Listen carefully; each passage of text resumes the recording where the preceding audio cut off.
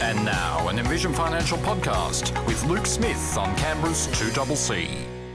25 to 5, Luke Smith, good afternoon. Good afternoon, how are we? Very well. I went for a walk in the sunshine before the program started today, and I wasn't expecting that because I thought it was going to be pouring down rain all afternoon. Well, I was saying I was out with my father this morning and we looked up and all of a sudden these big black clouds came out of nowhere. Oh, yeah. There was a quick razzle-dazzle of rain and then you walk back out and it was 26 and stinking hot and humid. And Humid. so what happened here? Got very muggy very quickly. It did, yeah, it did. We're going to correct some more misconceptions today. Yeah, let's Continuing run our with it. recent theme this time. The misconceptions that people might have around something called transition to retirement, Yeah. which is actually the name of a process that's been implemented by the government, isn't it? Correct, that's right. And so for a bit of context, transition to retirement is a great way of thinking about the way you want to spend your time and your money.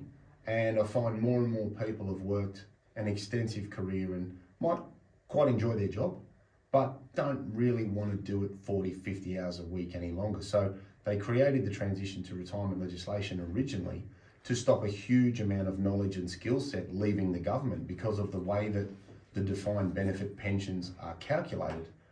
It was a disadvantage to stay past 55, especially for the old CSS scheme. So they created this legislation to keep that amount of knowledge in the government primarily, but also across private enterprise, and allow people to say, well, I don't want your experience to walk out the door, but, you know, Mr. Jones at 60, would you like to stay and do 3 days a week? And you could potentially access your super to maintain your cash flow.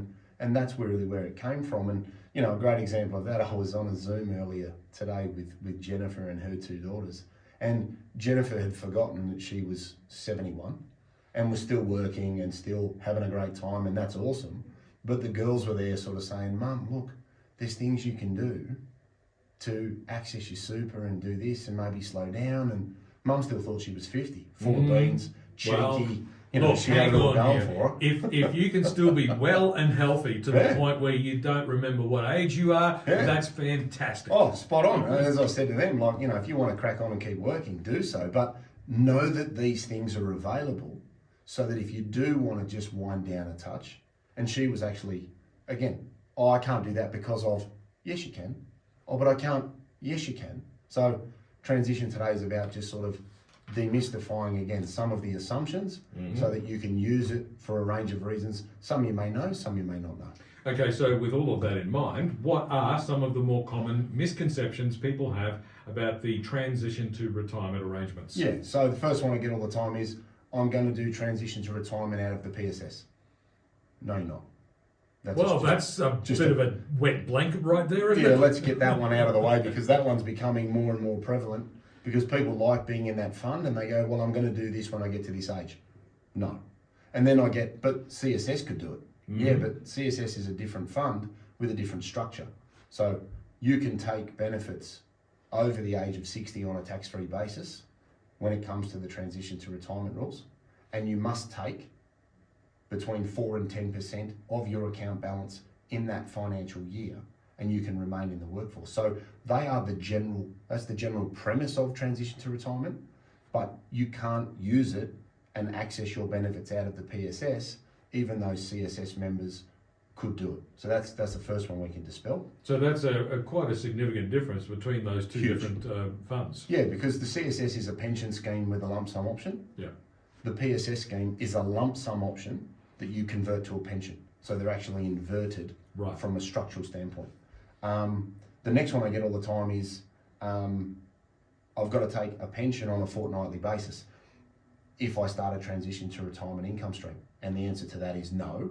And we confirmed that in a previous show where we talked about pensions and the frequency of payments. The act of starting an income stream is simply taking money out of your accumulated super. It doesn't mean it has to be fortnightly. Now, But it can be if you wanted to. if your provider allows for fortnightly, great. It could be weekly, it could be monthly, it could be quarterly, it could be annually. So if you want to take a pension and say to your boss from the 1st of July, look, I don't really fancy doing 5 days a week. I'd really like to do 4. And that reduction in wages is $10,000, $15,000, $20,000 of your annual income.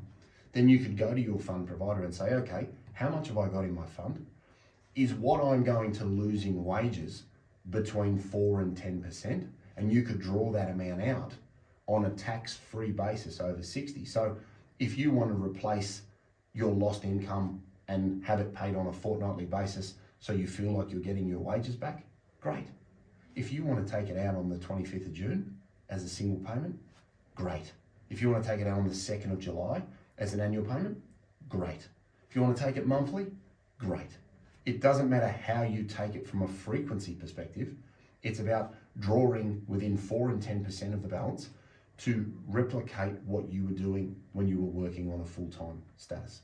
So it's there to manage your hours. And a lot of people say, look, I love my job, but I'd love to do 3 days or a 9-day fortnight or whatever it is that works for you. You can use the transition to retirement rules where you've met a condition of release, i.e. you're old enough to access your super, but you haven't yet put your hand up and said, I've retired. This is where the transition to retirement rules step in and give you some flexibility around your cash flow. The next one I get all the time is, well, I've started a pension, so everything inside the pension is tax-free, right? No. An account-based pension, which is a pension you start when you have declared you've retired, that means everything inside your fund is tax-free. And these used to be tax-free. Right. Until our friends at Parliament House went, we don't like the look of this. This is a tax dodge. Mm-hmm. They tax the earnings in your transition to retirement pension like normal earnings inside a super fund at 15%. So there's no tax benefit when it comes to the internal tax your account will pay. So you're not missing out on anything by not doing this. And one of the other ones, that's a good segue into, I can sell my assets on a tax-free basis. That is true in an account-based pension, not in a transition to retirement pension. So that tax status of a normal super fund continues in the transition environment. And it's one that you need to be mindful of because generally people retire, start a pension, and then they can sell assets on a tax-free basis. That is completely correct. Right. Not in a transition environment. Okay, so to be perfectly clear, the normal tax treatment of your super fund continues Spot on. after you have started a transition to retirement process. Yep. However, the actual income you draw from the fund does come out tax-free. If you're over 60. If you're Correct. over 60, yeah. Exactly right. Another caveat there is, well, once I've started my pension, I can add to it, right? No. Once you start an income stream, you can't add to its capital value without stopping it. Okay. So you would need, if you had $500,000 in super, you'd leave 5 or 10 grand in your existing fund and you'd move over 490,000 to the transition environment because your employer's going to need somewhere to make contributions from the superannuation guarantee perspective. In addition to you taking out on one side, they need somewhere to put it. So you'd end up running 2 accounts, which is fine. There's absolutely nothing wrong with doing that. But you just need to remember that if you do start 100% of your account as a pension, you will need to open another super fund to receive employer payments or for you to make deductible contributions or salary sacrifice. Because a great way of thinking about the funding mechanism to lower your tax, this is great coming into 30 June. You say, well, I haven't got any money, I haven't saved anything. But what if you'd made an annual pension payment equal to your rate of super contribution in June? You could start a pension, you could make an annual payment because you can take any frequency you like. You've got the money out tax-free over 60. You could then use the money you've taken out of your pension account to put money back into a super fund and lower your taxable income on the wages you're still paying. So don't just think about transition as a lifestyle choice. Think about transition to retirement as a strategic way of getting capital for other opportunities. It might be to pay down your mortgage with tax-free money. It might be to pay down your investment property. It might be to buy a boat. Whatever it is, use tax-free money over the age of 60 to your advantage from a strategic perspective, because just reducing your work hours is only one option that you can take advantage of the transition to retirement rules with. Okay, what are some of the other popular misconceptions that you've come across? I need to take, the pension money that I take out gets added to my salary. That's another one that I get because people think income stream, they think pension.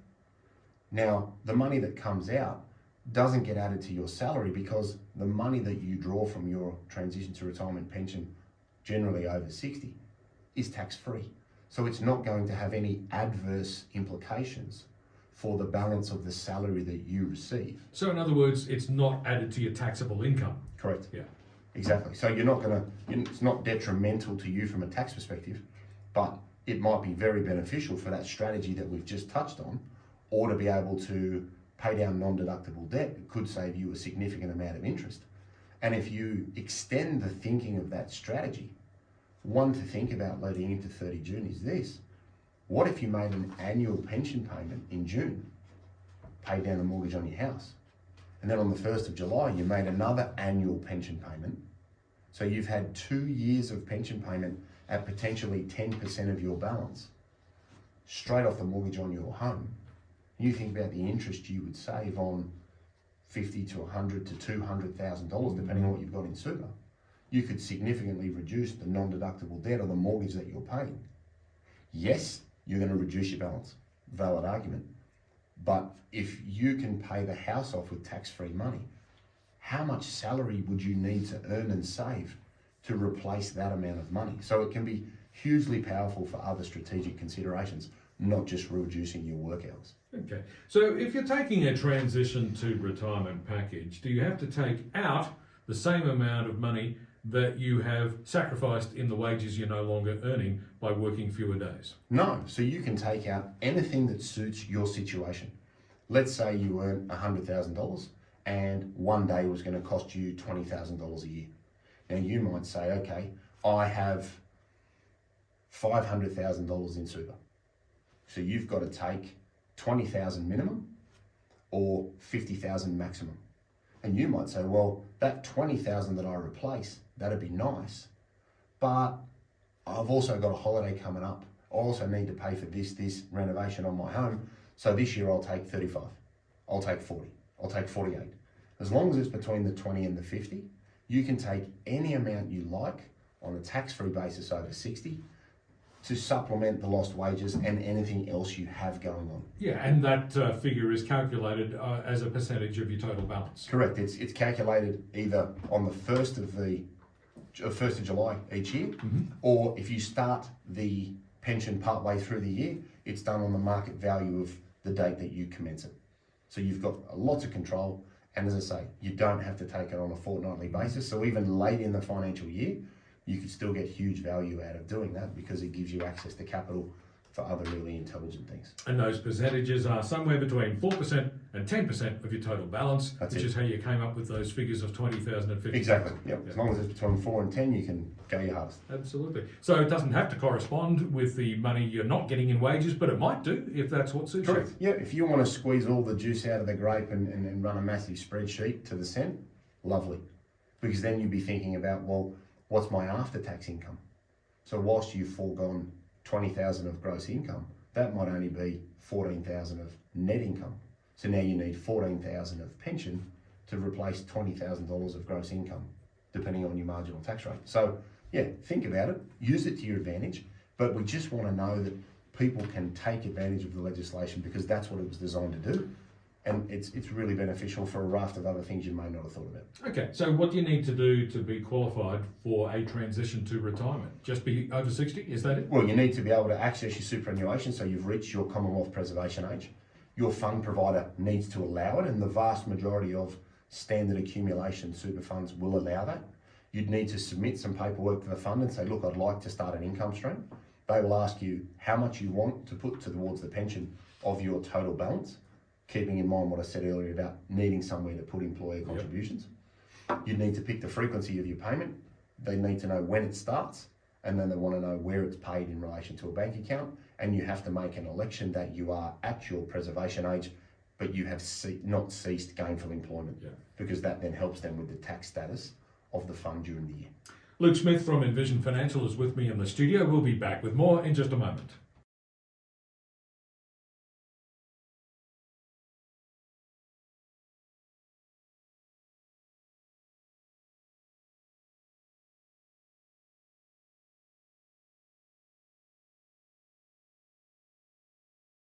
7 minutes to 5 now. Luke Smith from Envision Financial is with me in the studio today. We're talking about the common misconceptions people have around the transition to retirement arrangements, which is a formal process legislated by the government to help you get the most out of your superannuation, even if you're not fully retired. That's right. So what are the key things people need to remember? Well, one, you've got to adhere to the rules. So minimum 4%, maximum 10%. Can't take any more, can't take any less. So keep that in mind. Get your paperwork right, because super funds get really antsy about this. So dot your I's and cross your T's. Remember that your earnings are taxed. It's not tax-free. So don't start a transition to retirement pension thinking you're going to save money on the tax inside your fund. Money over 60 is tax-free to you, that is correct. And it has no tax implications to the salary that you receive. Mm-hmm. And remember that if you sell assets, they're not capital gains tax-free. And that the big one is you could use this to your advantage, as we touched on before the ad break. Don't just think about a reduction of work hours, think about funding for super contributions, funding for an equalisation of accounts between, say, you and a spouse. Think about it as a way to pay off non-deductible debt. Think about it as a way to buy a new boat or a new set of golf sticks with tax-free money, considering how much you would need to save on an after-tax basis to get the same amount. So it's a really good way to get access to capital for other strategic considerations, in addition to the benefit of saying, well, I'd love to earn $100,000, but I want to work 4 days a week and I want to stay involved in my workplace. And I find most people take that to an employer and they're more than happy to compensate them with some time and some planning. You don't want to walk in and drop that on your employer 2 weeks from the end of the year and say, oh, listen, from next year I want to go 4 days a week. You might have some pushback, but I find if you plan it out, it's very beneficial for you, the employer, because they keep your skill set, and then you can try and get a little bit more. As much as I hate the word work-life balance, you can try and get a little bit more of that if you're more way inclined. A little bit of work-life balance won't do you any harm, Luke. No, it doesn't do any harm, but I think people are asking for too much balance too early now. So that sounds like another topic for another day, doesn't it? That'll be a beauty, that one. Absolutely. All right. So remember, the transition to retirement is something that's available to you if you've reached your preservation age. Yes. It will be a tax-free income to you if you're Correct. 60 or over. Correct. But it doesn't change the internal tax status of your super fund until you actually fully retire. That's exactly right. And then your transition to retirement pension would become an account-based pension, and then you get those ancillary tax benefits when you can put your hand up and say, I'm either 65 or I've ceased gainful employment. Wow, I think we've covered just about everything. Crushed it. Fantastic. So after all that, Luke, where can listeners get more information? Office number 6260-4749. We've got envisionfinancial.com.au on the internet. We've got the podcast, The Strategy Stacker, Luke Talks Money, on iTunes and Spotify.